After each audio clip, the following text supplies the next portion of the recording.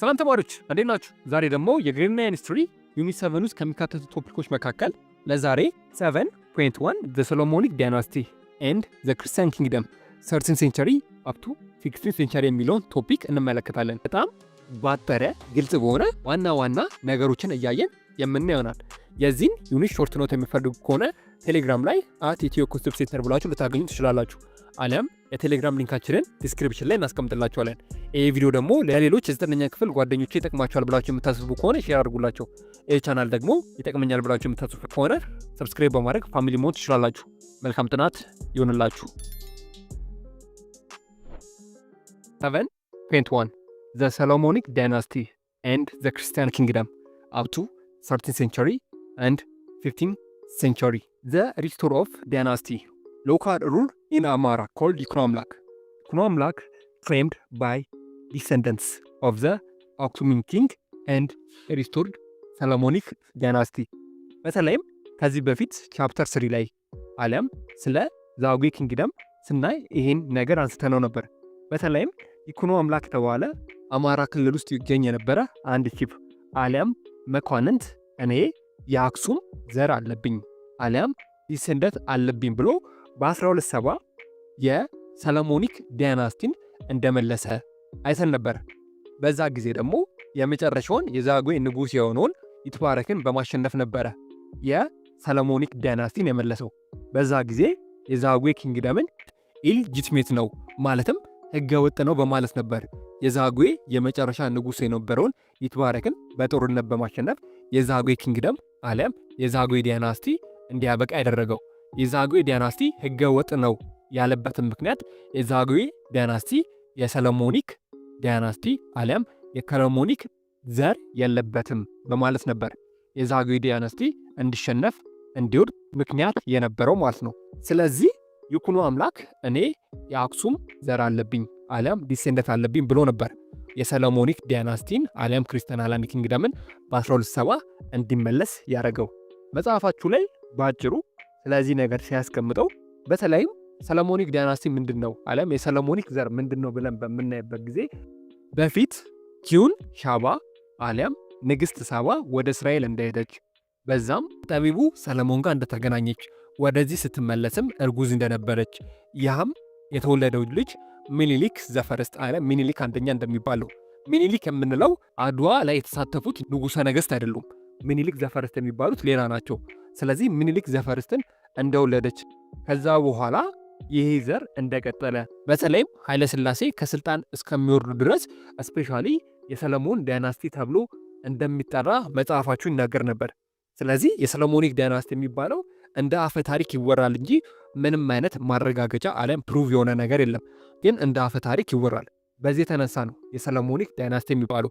ስለዚህ ይኩኖ አምላክም በዛ ጊዜ የአክሱም ነገስታት የሰሎሞኒክ ዳይናስቲ ነበራቸው ተብሎ ስለሚታሰብ እኔም የአክሱም ለት አለብኝ አለም የአክሱም ዘር አለብኝ በማለት ነው የዛጉዌን የመጨረሻ ንጉስ ይትባረክን በማሸነፍ የሰሎሞኒክ ዳይናስቲን ሪስቶር ያደረገው አለም በ1270 ክርስቲያን ሃይላንድ ኪንግደም እንዲመሰረት ያደረገው ማለት ነው።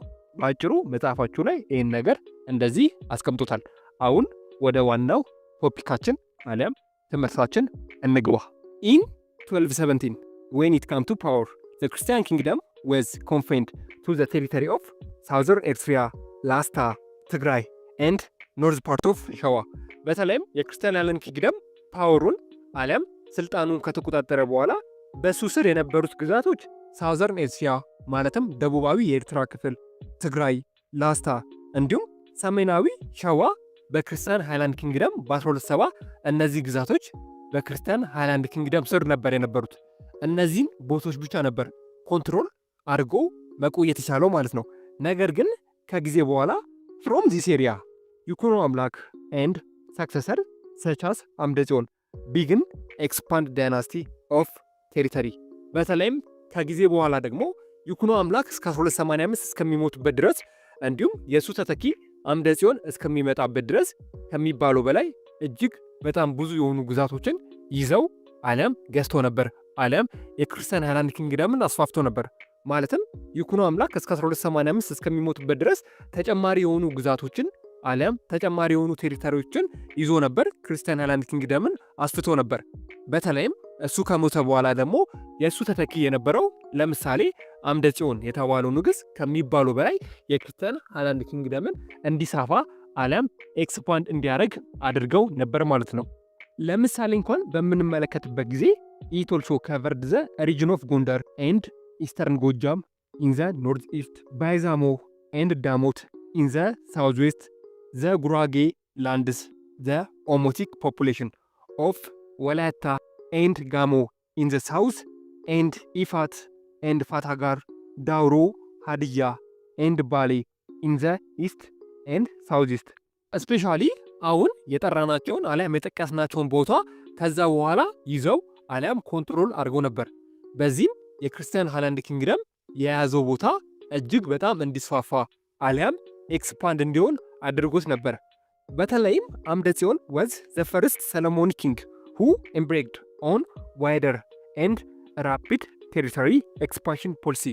በተለይም በሰሎሞኒክ ዳይናስቲ ከነገሱ ንጉሶች መካከል እስፔሻሊ አምደ ጽዮን የተባለው ንጉስ ከሚባለው በላይ ተስፋፊ አሊያም ኤክስፓንሽን ነበር። በሰሎሞኒክ ዳይናስቲ ንጉሶች ውስጥ ከታዩ ንጉሶች መካከል እጅግ በጣም ተስፋፊው አሊያም ኤክስፓንሽን የሚያደርገው ንጉስ አምደ ጽዮን ነበር። ይኩኖ አምላክን በተሻለ ከሌሎች ንጉሶችን በተሻለ አምደ ጽዮን የተባለው ንጉስ እስፔሻሊ ከሚባለው በላይ ኤክስፓንሽን አሊያም ወራሪ ነበር። በጦርነትም በሰላማዊ መንገድም እጅግ በጣም ብዙ ግዛቶችን ኮንትሮል አድርጎ ነበር። እስፔሻሊ ፈተና ላይ የማይቀረው አንድ ነገር አለ። አምደ ጽዮን ከምታስቡት በላይ ኤክስፓንሽን አሊያም ተስፋፊ ነበር። ክርስቲያን ሃይላንድ ኪንግደም በሱ ጊዜ ከሚባሉ በላይ እጅግ በጣም ብዙ ግዛቶችን ይዛ ነበር፣ ከሚባሉ በላይ ተስፋፍቶ ነበር። ስለዚህ ምናልባት ፈተና ላይ ከሰሎሞኒክ ዳይናስቲ ውስጥ ማን ነው ኤክስፓንሽን አሊያም ማን ነው እጅግ ወራሪ የነበረው ግዛቱን ያስፋፋው ብላችሁ ከተጠየቃችሁ አምደ ጽዮን ብላችሁ መመለስ አለባችሁ። አምደ ጽዮን በሌላ ስሙ ኤክስፓንሽን አሊያም ኤክስፓንድ እየተባለ ይጠራል። ማለትም ወራሪው አሊያም አስፋፊው እንደማለት ነው ማለት ነው። ስለዚህ ቀስ በቀስ የክርስቲያን ሃይላንድ ኪንግደም ከሳውዘርን ኤርትራ፣ ከላስታ፣ ከትግራይ፣ ከኖርዘርን ሸዋ እየተስፋፋ አሁን ከላይ የጠቀስናቸውን እነዚህን ግዛቶችን ሙሉ ለሙሉ ኮንትሮል ማድረግ ችሎ ነበር። ይህም ግዛቱ ከሚባለው በላይ እንዲሰፋ አድርጎት ነበር ማለት ነው። ለምንድን ነው ግን የክርስቲያን ሃይላንድ ኪንግደሞች አሊያም ንጉሶች ይህን ያህል ቦታ አሊያም ይህን ያህል ስፍራ መያዝ የፈለጉት? ለምንድን ነው ኪንግደማቸውን በደንብ አድርጎ ማስፋፋት የፈለጉት? ምንድን ነው ሞቲቭ ያደረጋቸው ብለን በምናይበት ጊዜ ስፔሻሊ ኢኮኖሚካሊ እና ፖለቲካዊ ነገር ይጠቀሳል። ማለትም ኮንትሮል ዘ ትሬድ ሮት ኤንድ ቴሪቶሪያል ፊውዘር ዘ ኮንትሮል ኦቨር ዘ ዜላ ትሬድ ሮት ሄልፕድ ይኩኖ አምላክ ስትሬንግዝ ሂዝ ኢኮኖሚክ ፓወር ኢን ተርን። በተለይም የክርስቲያን ሃይላንድ ኪንግደሞች ለምንድነው የተለያዩ ቦታዎችን መያዝ የፈለጉት አለም ግዛታቸውን ለምን ማስፋፋት ፈለጉ ብለን በምናይበት ጊዜ እስፔሻሊ ፖለቲካዊና ኢኮኖሚያዊ ጥቅም ስለሚያገኙ ነው። በዛ ጊዜ ይኩኖ አምላክ የዜላ ትሬድ ሮትን አሊያም የዜላ ወደብን ሙሉ ለሙሉ ተቆጣጥሮት ነበር። በዚህም የተነሳ ይኩኖ አምላክ ኪንግደሙ ከሚባሉ በላይ እንዲጠነክር አድርጎት ነበር። ይህ ማለት ኢኮኖሚካሊ ከጠነከረ ሚሊተሪ ይጠነክራል ማለት ነው። በሌላ አባባል ያን ትሬድ ሩት በመቆጣጠሩ አሊያም የዜላ ትሬድ ሩትን በመቆጣጠሩ ከሚባሉ በላይ ብዙ ኢንካሞችን አሊያም ብዙ ገቢዎችን ያገኝ ነበር። በዚህም ኪንግደሙ እንዲጠነክር አሊያም የክርስቲያን ሃይላንድ ኪንግደም በደንብ አድርጎ ስትሬንግዝ እንዲሆን እሱም ብዙ ቦታዎችን የባሰ እንዲይዝ አድርጎት ነበር። ብዙ ኢንካም ደግሞ ሲያገኝ ስፔሻሊ ወታደራዊ ዘርፍ ላይ አሊያም ሚሊተሪ ላይ ኢንቨስት ያደርግበታል። ስለዚህ የክርስቲያን ሃይላንድ ኪንግደም ጠንካራ እንዲሆን አስችሎት ነበር አሊያም ስትሮንግ አርሚ እንዲገነባ አድርጎት ነበር ማለት ነው። በዚህም የተነሳ ዘ ክርስቲያን ኪንግደም ኮንትሮልድ ኤክስቴንሲቭ ቴሪቶሪ ዲሪንግ ዘ ራይን ኢምፔሪየር ኦፍ አምደ ጽዮን። ከዛ በኋላ ራሱ ይኩኖ አምላክ ካለፈ አሊያም ከሞተ በኋላ በሱ ፋታ የነገሰው አምደ ጽዮን ይሄን ትሬድ ሩት ሙሉ ለሙሉ ኮንትሮል በማድረጉ የተነሳ ከሚባሉ በላይ ብዙ ግዛቶችን እንዲይዝ አድርጎት ነበር። ቢኮዝ ይህ ትሬድ ሩት ከሚባሉ በላይ ኢኮኖሚካሊ ብዙ ሰፖርት ስለሚያደርጋቸው ማለት ነው። ስለዚህ ብዙ ግዛቶችን መያዝ የፈለጉበት ምክንያት አሊያም የተስፋፉበት ምክንያት በፖለቲካዊና በኢኮኖሚው በደንብ አድርጎ ለማደግ ነበር። ስፔሻሊ የዜላ ትሬድ ሩት ደግሞ የክርስቲያን ሃይላንድ ኪንግደም ከሚታሰቡ በላይ እንዲጠነክር ብዙ ኢንካም እንዲያገኝ እንዲሁም ብዙ ኢንካም ባገኘ ቁጥር ደግሞ ሚሊተሪውን እያጠናከረ እጅግ በጣም ብዙ ግዛቶችን እንዲገዛ አድርጎት ነበር ማለት ነው። ስፔሻሊ ደግሞ የክርስቲያን ሃይላንድ ኪንግደም በአምደ ጽዮን ጊዜ ከሚባለው በላይ ተስፋፍቶ ነበር። ምክንያቱም የዜላ ትሬድ ሮትን ኮንትሮል በማድረጉ የተነሳ ይሄ ደግሞ ከሚታሰበው በላይ ብዙ ኢንካም እንዲያገኝ አስችሎ ነበር ማለት ነው። ዚስ ኢኮኖሚክ ኤንድ ሚሊታሪ ስትሬንግስ ኮንትሪቢዩትድ ማስ ቱ ሂዝ ሰክሰስ ኢን ዲፌንዲንግ ሂዝ ኦፖነንት ኤንድ ኤክስፓንዲንግ ሂዝ ኪንግደም። በተለይም የክርስቲያን ሃይላንድ ኪንግደም በኢኮኖሚውም ጠንካራ በሚሊታሪውም ጠንካራ በመሆኑ የተነሳ እጅግ በጣም ብዙ ቦታዎችን እንዲገዛ አለም እንዲቆጣጠር አድርጎ ነበር። በዛ ጊዜ እጅግ በጣም ብዙ የሆኑ ግዛቶችን ገዝቶ ነበር። እጅግ በጣም ብዙ የሆኑ ደግሞ የሙስሊም ሱልጣኔቶችን አሸንፈው ነበር። ምክንያቱም ሌሎች የሙስሊም ሱልጣኔቶች የክርስቲያን ሃይላንድ ኪንግደም የያዘውን አለም ኮንትሮል ያደረገውን ትሬደሮች ይፈልጉት ነበር። በዚህም የተነሳ የክርስቲያን ሃይላንድ ኪንግደም በጣም በኢኮኖሚውም ጠንካራ በሚሊታሪውም ጠንካራ ኪንግደም ስለነበር እጅግ በጣም ብዙ የሙስሊም ሱልጣኔቶችን አሸንፏል። ከሚባለው በላይ ደግሞ ራሱን አስፋፍቶ አለም ብዙ ግዛቶችን ለመያዝ ችሎ ነበር። ነገር ግን አፍተር ይኩኖ አምላክ ራይን ኢንድድ 1285 ፖለቲካል ኢንስታቢሊቲ ኮዝድ ኮንስታንት ፓወር ስትራግል ኤሞንግ ሰንስ ኤንድ ግራንድሰን ፎር ሰክሴሽን። በተለይም በ1285 የይኩኖ አምላክ ንግስና ሲያበቃ አሊያም ይኩኖ አምላክ ከሞተ በኋላ በ1285 በክርስቲያን ሃይላንድ ኪንግደም ውስጥ ትልቅ የሆነ ፕሮብሌም አሊያም ችግር ተፈጥሮ ነበር። እሱም ችግር ዘ ፓወር ስትራግል አሊያም የሱልጣን ሽኩቻ ተፈጥሮ ነበር። በተለይም የይኩኖ አምላክ ሰኖች አሊያም ልጆችና የሱ የልጅ ልጆች የነበሩ ወንዶች የሱን ቦታ ለመተካት እጅግ በጣም እልህ አስጨራሽ የሆነ ነገር ያደርጉ ነበር።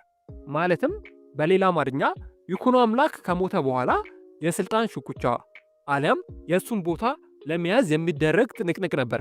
በተለይም በይኩኖ አምላክ ልጆችና በይኩኖ አምላክ የልጅ ልጆች መካከል የሚደረግ እልህ አስጨራሽ ንግስናን ለመያዝ የሚደረግ ጥረት ነበር ማለት ነው። ይህ ደግሞ የክርስቲያን ሃይላንድ ኪንግደምን ኢንተርናሉን አሊያም ውስጣዊ ችግር እንዲኖርበት አድርጎ ነበር ማለት ነው። ስለዚህ በ1285 ይኩኖ አምላክ ከሞተ በኋላ በክርስቲያን ሃይላንድ ኪንግደም ውስጥ የፓወር ስትራግል አሊያም ስልጣን ለመያዝ የሚደረግ ሽኩቻ አሊያም ጥረት ነበር ማለት ነው። ነገር ግን ዘ ሰክሰሽን ኢሹ አፒርስ ቱ ሃቭ ቢን ፖለቲካሊ ሪሶልቭድ ኢን 1300 ዱሪንግ ዘ ራይድ ኦፍ ወደም ራድ።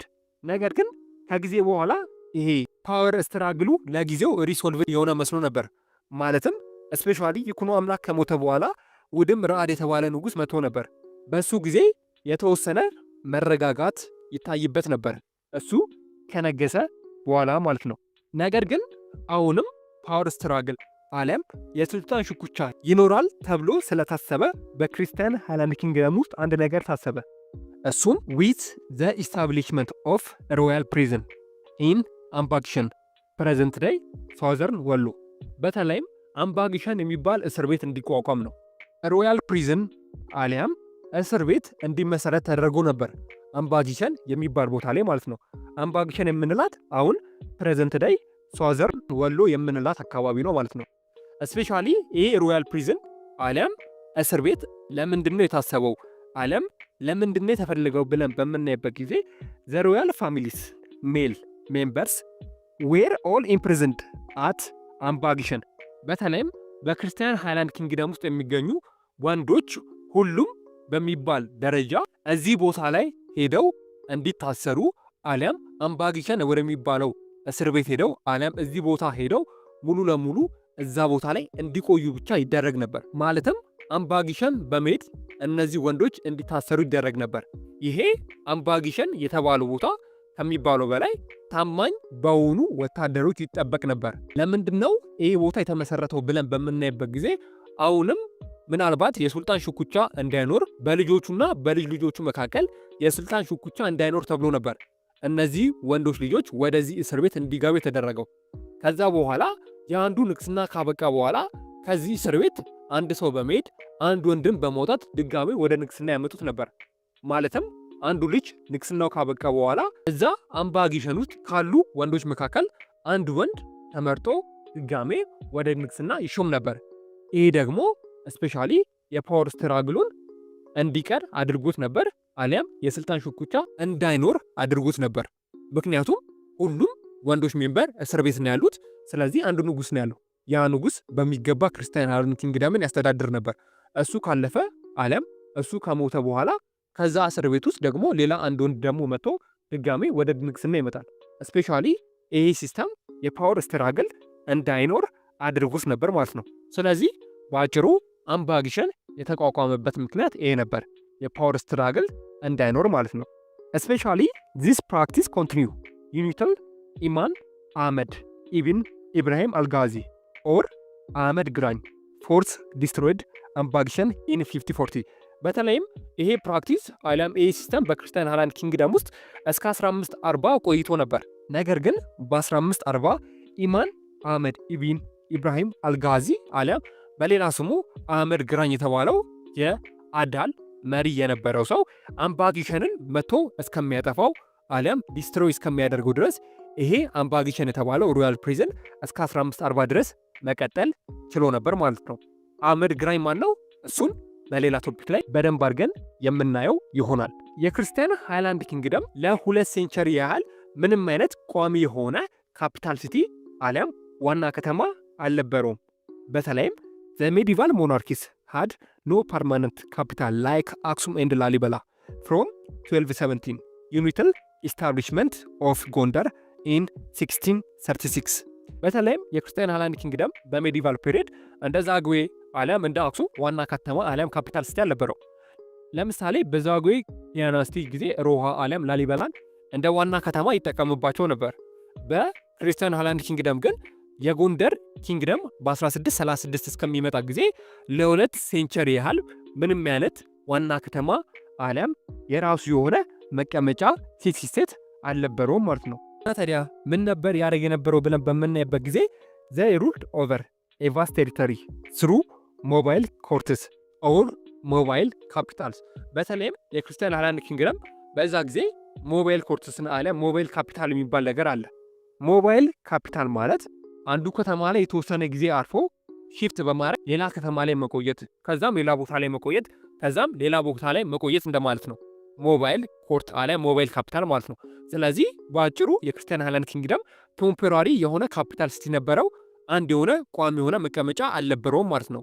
ሞባይል ካፒታል አሊያም ሞባይል ኮርት የምንለው በአጭሩ የክርስቲያን ሃላንድ ኪንግደም ንጉስ ለ6 ወር አንድ ቦታ ላይ አሊያም ለ4 ወር ወይም ለ3 ወር አንድ ቦታ ላይ ከተቀመጠ በኋላ ኔክስት ደግሞ ያን ቦታ ትቶ ወደ ሌላ ቦታ ይመጣል አሊያም ወደ ሌላ ቦታ ሙቭ ያደርጋል ማለት ነው።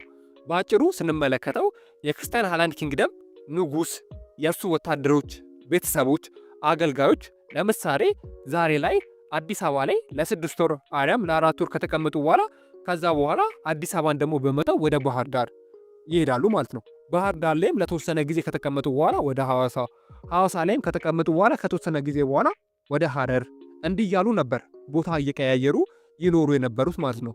በዚህም የተነሳ እጅግ በጣም ብዙ የሆኑ ወታደሮችና ቤተሰቦቻቸው እንዲሁም የነሱ አገልጋዮች ከአንድ ቦታ ወደ ሌላ ቦታ በተለያዩ ጊዜ ይሄዱ ነበር ማለት ነው። ይሄ የራሱ የሆነ ጥቅምም ጉዳትም ነበረው። አድቫንቴጁን በምንመለከትበት ጊዜ ስፔሻሊ ሞባይል ኮርት አሊያም ሞባይል ካፒታል መኖሩ ንጉሱ የተለያዩ ቦታዎች ላይ በመሄድ አሊያም የተለያዩ ቦታዎች ላይ በማረፍ ግዛቶቹ እንዴት እንደሆኑ አሊያም የያዛቸው ግዛት ምን ላይ እንደደረሱ ምን አይነት ነባራዊ ሁኔታ እንዳላቸው ማየት ይችሉ ነበር። ለምሳሌ ዋና ከተማ ብቻ ካለው እዛ ቦታ ላይ ለረጅም ዓመት ሊቀመጥ ይችላል። ነገር ግን ዋና መቀመጫ ስለሌለው ወደ ተለያዩ ቦታዎች በተለያዩ ጊዜ ስለሚሄድ የያዛቸው ግዛቶች ምን እንደሚመስሉ በደንብ አድርጎ ያይ ነበር። ይሄ እንደ አድቫንቴጅ ሊቆጠር ይችላል። ነገር ግን እጅግ በጣም ብዙ የሆኑ ደግሞ ዲስአድቫንቴጆች ነበሩት። ለምሳሌ ያህል በምንመለከትበት ጊዜ ከንጉሱ ጋር የሚሄዱ እጅግ በጣም ብዙ ወታደሮች ነበሩ።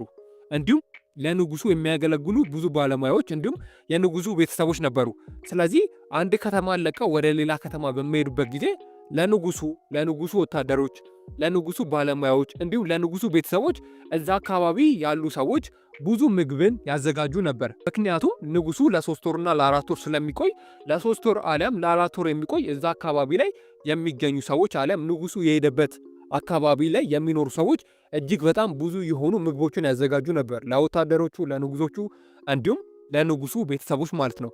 ይሄ ደግሞ ከሚባሉ በላይ እዛ ቦታ ላይ ኢንቫይሮንመንታል ኮዝ እንዲያመጣ አለም ኢንቫይሮንመንታል ኮንሲኮንስ እንዲያመጣ ያደርግ ነበር። ለምሳሌ በምንመለከትበት ጊዜ በዛ ጊዜ ኤሌክትሪክ አልነበረም።